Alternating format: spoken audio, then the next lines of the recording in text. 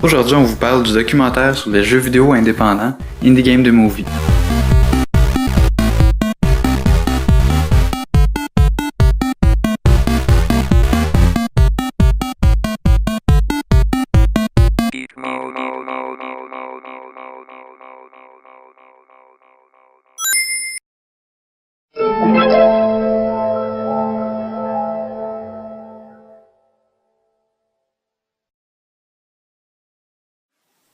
Bonjour, bienvenue à un nouvel épisode de Geek Mode.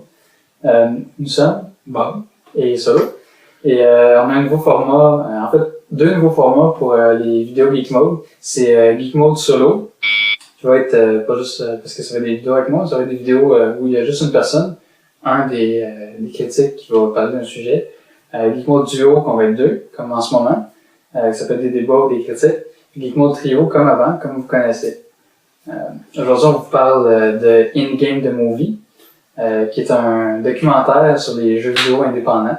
Il est réalisé par James Wolski et Lisanne Pajot.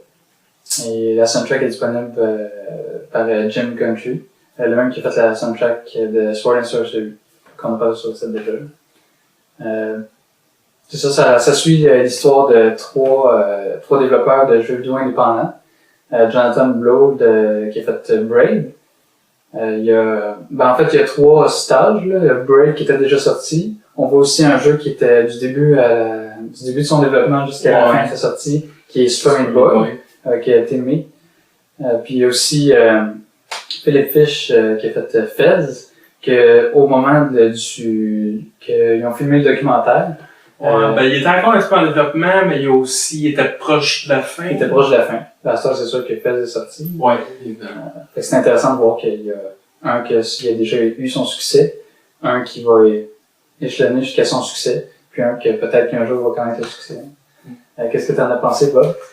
J'ai pensé que c'était un film très, disons unique, premièrement, parce que il y a pas tant de films que ça qui parlent directement de jeux vidéo à ce point-là.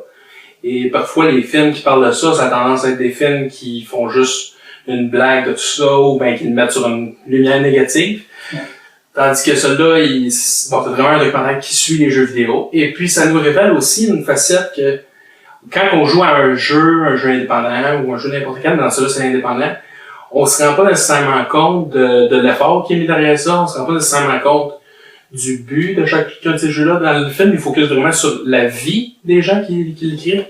Et puis, ce que ça fait, c'est que, en quelque sorte, ça nous montre que ça devient leur vie, puis en même temps, ils veulent vraiment faire quelque chose de bon, puis ça affecte aussi leur vie. Hein.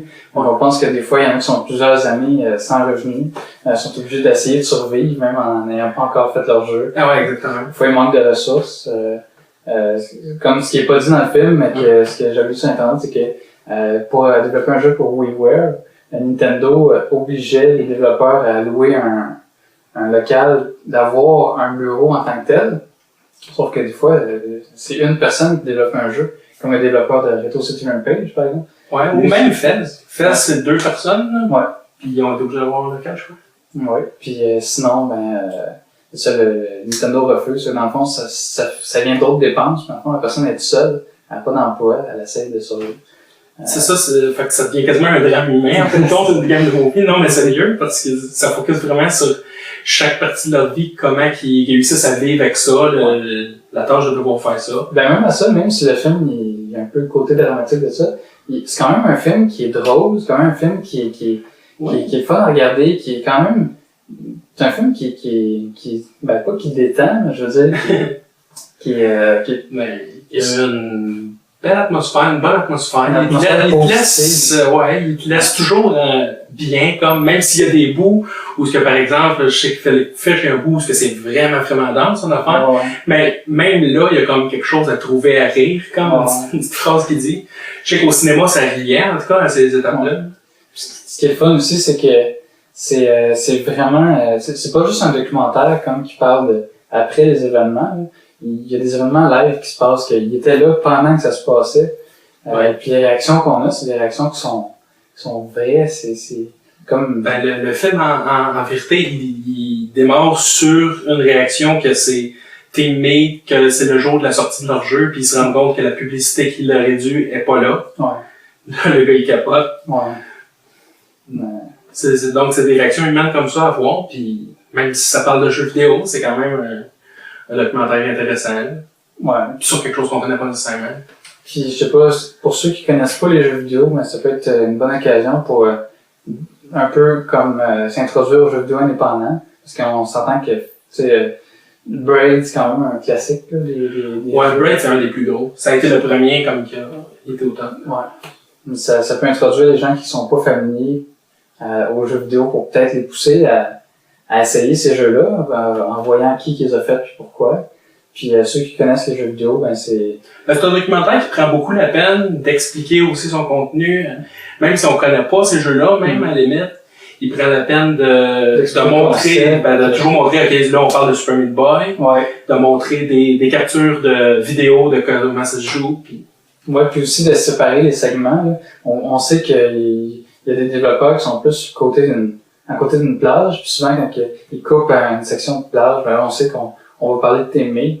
Quand on voit une ville, c'est souvent Montréal, on voit qu'on parle de Philippe Fish. Fait que côté réalisation aussi, on n'est jamais perdu. On sait toujours de qui qu'on parle, même si on suit 3 personnes en même temps. J'ai trouvé que visuellement, c'était vraiment fun, parce que c'était bien monté. La musique, elle met vraiment un côté qui est plus... la soundtrack, elle me faisait penser... Benjamin Country, il est capable de faire des soundtracks qui a une émotion derrière ça. Je sais qu'il est beau. Ça appuyait bien le drame. Ouais. Puis en même temps, il y avait comme un petit côté, comme Ilo Milo, là, un jeu sur, un jeu ça doit se arcade. Comme un petit côté joyeux, là, je vois ça un peu dans la soundtrack, Endgame. Ouais, il y a un peu de tout. Il y a du drame puis du joyeux aussi. C'est un bon mélange. Puis le film, il est long, mais il paraît pas long. C'est juste parce que... Ça s'écoute bien. Ça s'écoute bien. Dans le fond, tu recommandes? Oh oui, définitivement. Moi aussi, et même que, dans le fond, je recommande peut-être. Puis aussi, une autre note, c'est que il y a pas comme un effet down, ça parle des jeux indépendants, puis dans le film, ils se sont arrangés pour pas faire ça comme une espèce de bataille, jeu indépendant contre gros jeux. Il y a pratiquement pas de mention des gros jeux, puis c'est vraiment, ça focus juste sur son sujet. Ouais, il n'y a pas d'ennemis, les grosses compagnies de jeux, c'est pas eux autres les ennemis dans le film. Il aurait pu faire ça, comme quoi... Ça aurait été quasiment facile même de faire ça. Ouais. C'est pas non plus de focuser sur oh mon Dieu, c'est donc épouvantable, là. C'est plus juste de suivre pour voir comment que ça se passe. Moi, je le recommande, même que je recommande peut-être pour ceux qui sont vraiment intéressés, l'édition spéciale qui est disponible sur le site Endgame de Movie, qui contient au moins 2 fois plus de contenu. On suit plein d'autres développeurs de jeux indépendants, dont il y a déjà des vidéos disponibles pour les créateurs de Cannabalt, on voit plein de Aquaria, de World of Goo. On peut suivre vraiment plein de développeurs différents. Puis le film édition spéciale va être fait comme si ça serait un long film. Puis non, mais en fait, il va y avoir 2 films de Endgame de Movie. Puis tout le contenu va être fait comme sous forme d'un 2e film. Que ça va être, on va suivre tous les autres développeurs, mais ça va s'entrecroiser. C'est dans celle-la qu'il rajoute aussi, il avait parlé d'une post-interview après la sortie de Fez pour Philippe Fish. Pour conclure l'histoire de Philippe Fish, la sortie de Fez. L'Odyssée de Philippe Fish. Vous pouvez voir Endgame Movie sur plein de plateformes. Même sur Steam. Je pense que c'est le premier film sur Steam. Ouais, c'est le premier film sur Steam. Même sur Direct to Drive, je pense, qui est d'habitude une plateforme de jeu. Sur iTunes, sur le site officiel, il y a une sortie en Blu-ray qui est prévue, qui s'en vient dans les en gros, c'est le documentaire du jeu vidéo en ce moment. Ouais, pour le jeu vidéo, c'est le documentaire à voir, qui est vraiment super bon. On vous le conseille. Il n'y a pas de doute là-dessus. Fait que c'est ce qui conclut cet épisode de Guillemot Duo sur Endgame Movie. Pour plus d'articles sur des jeux vidéo indépendants ou toutes sortes d'autres jeux vidéo. Les jeux iOS ou gros jeux, peu importe les jeux. Mais on parle aussi souvent de jeux indépendants. Oui, beaucoup de proto-platformers. Ouais, proto-platformers aussi, en classique. Fait que pour plus d'articles, visitez www.geekmoblog.com. À la prochaine.